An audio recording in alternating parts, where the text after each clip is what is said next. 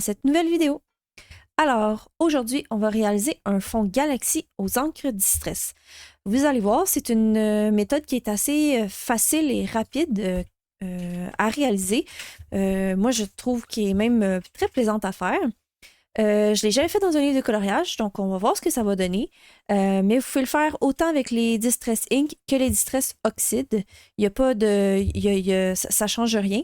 Les Distress Oxide, je trouve qu'ils se mélangent super bien, donc c'est sûr que je vais probablement graviter vers ces encres-là pour le projet d'aujourd'hui. Mais je vous rassure que vous pouvez le faire avec les Distress Ink sans problème. Donc, on va travailler aujourd'hui dans le Tales from the City Among the Stars de Anna Carzon. Je vais tout simplement faire la name page. Donc, j'ai déjà préparé ma surface, les endroits où est-ce que j'ai mis du drawing gum pour éviter que l'encre s'y retrouve. Et puis, on se retrouve là en voix off avec comment j'ai réalisé mon fond Galaxy. Alors, la technique est vraiment assez simple. On commence avec un fond de couleur d'encre Distress ou Distress Oxide. Je suis avec les Distress Oxide. Et c'est un fond avec des couleurs qui sont lumineuses, puis quand même assez dans le pâle, mais pas trop pâle. Vous voyez, ils sont vraiment des couleurs plus couleurs primaires. Vous pouvez y aller avec la couleur que vous voulez. Moi, j'ai décidé d'utiliser beaucoup de couleurs, mais vous pourriez utiliser juste du mauve, juste du jaune, ou juste, bref, vous comprenez. Vous y allez avec ce que vous voulez. Là, vous me voyez, j'étale avec mes brosses de façon très aléatoire mes couleurs. En fait, c'est pas grave que ce soit de un bien mélangé et de deux, on s'en fout un peu où ce que les couleurs se retrouvent parce que on veut un fond avec notre couleur lumineuse. Donc, c'est ce que je suis en train de faire. Donc, moi, j'ai décidé d'utiliser un jaune, d'utiliser un rouge orangé, un vert et un bleu. J'en ai utilisé beaucoup pour le petit espace que j'avais. Mais c'était vraiment l'idée que j'avais en tête. Je vous conseille d'aller voir des images de galaxies. Vous allez voir des fois, on voit les sous-couches des galaxies. T'sais, moi, dans ma tête, j'ai souvent l'idée qu'il y a du mauve, mais il y a plein d'autres images que vous pouvez aller voir de galaxies où est-ce qu'il y a plein d'autres teintes. Donc, c'est à vous de jouer aussi avec cette technique-là. C'est vraiment juste, je mets de la couleur où est-ce que je veux, où est-ce que j'ai envie d'en mettre, où est-ce que où est-ce que j'ai envie d'en mettre.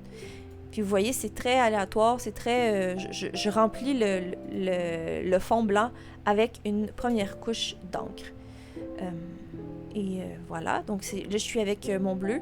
Vous me voyez, je suis quand même allée avec une progression, donc j'ai commencé avec mon jaune. Parce que je voulais m'assurer que mon jaune soit, entre guillemets, un peu protégé, même si j'ai utilisé des Distress Oxide, je voulais que mon jaune reste assez jaune.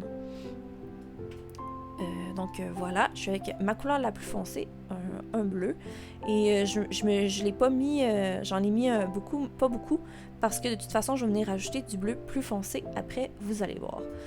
Donc, ça a l'air d'être mal mélangé, c'est pas grave, c'est le but en fait. C'est juste de faire notre première couche avec des couleurs qui sont lumineuses.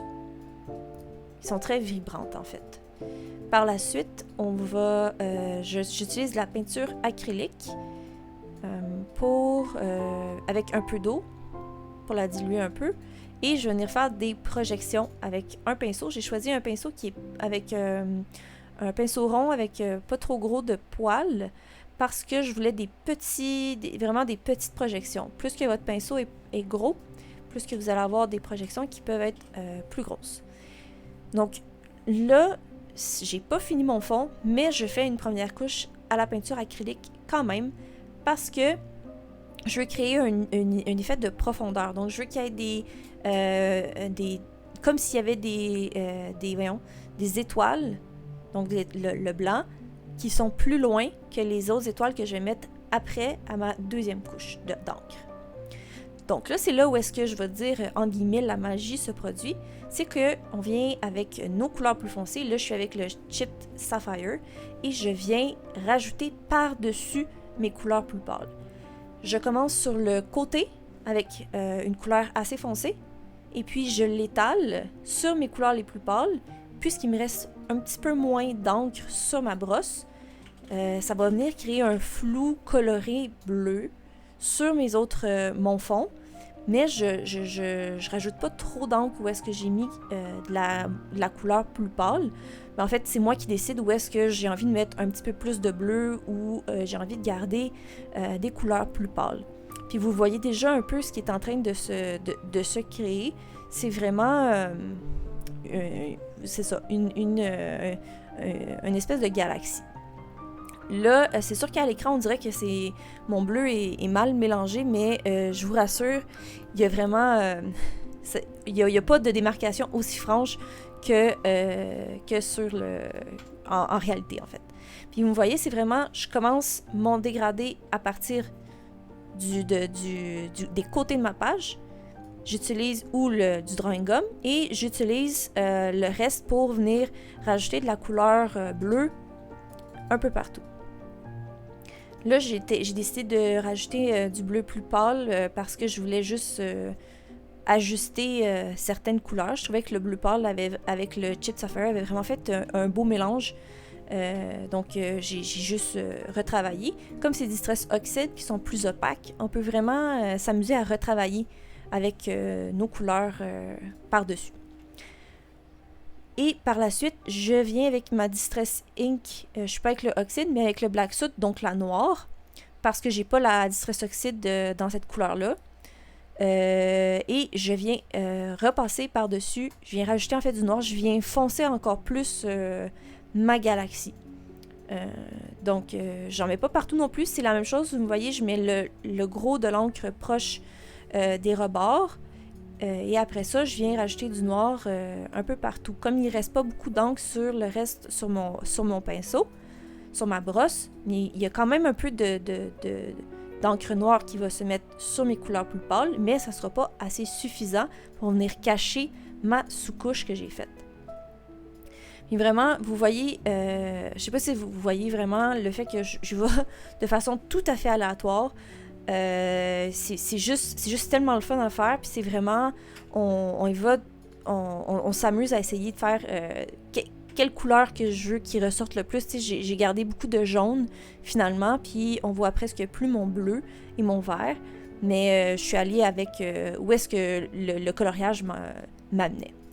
Donc j'ai réactivé les encres avec de l'eau, puis ça me permet d'avoir justement des endroits où est-ce qu'il y a un petit peu moins de couleur d'encre, donc ça fait un genre de flou, donc ça donne une autre perception d'étoiles qui sont dans différentes dimensions, on va le dire ça comme ça, de la galaxie. Donc là je suis en train de faire une dernière couche de projection avec ma peinture acrylique blanche pour en avoir des étoiles, des projections qui sont beaucoup plus blanches. Vous pourriez utiliser un pinceau plus gros pour avoir des étoiles plus grosses. Alors, voilà, c'est le résultat final. Donc, j'ai rajouté du Posca, faire des X pour faire comme si c'était des étoiles. Un peu partout, j'en ai fait des plus grosses, des plus petites. Donc, c'est vraiment pour changer le fond. J'avais fait des projections avec la peinture acrylique, mais en ajoutant là, des éléments comme ça, je trouve que ça vient dynamiser un peu plus le fond. Et puis, j'ai colorié là, aussi la page. Donc, ça donne ça. Ça fait vraiment le résultat que je voulais. Donc, petite précision, vous pourriez rajouter beaucoup plus de noir ou de bleu foncé dans le fond. C'est à vous de voir un peu comment vous voulez gérer, vous voulez que votre galaxie soit. En fait, c'est vraiment cool avec cette technique-là. Vous pouvez vraiment utiliser différents combos, différentes façons différentes couleurs, puis y allant plus foncé ou en y allant plus pâle. Puis vraiment toujours faire des galaxies différentes, mais qui sont... je les trouve dynamiques, on va dire ça comme ça. Donc, moi, j'aime beaucoup. Voilà, c'est ce qui complète la vidéo aujourd'hui. J'espère que vous avez apprécié, c'est quand même une courte vidéo, donc j'espère que vous avez apprécié mon tutoriel. N'hésitez pas à me laisser des commentaires en dessous de la vidéo. N'oubliez pas le pouce et on se revoit pour une prochaine vidéo.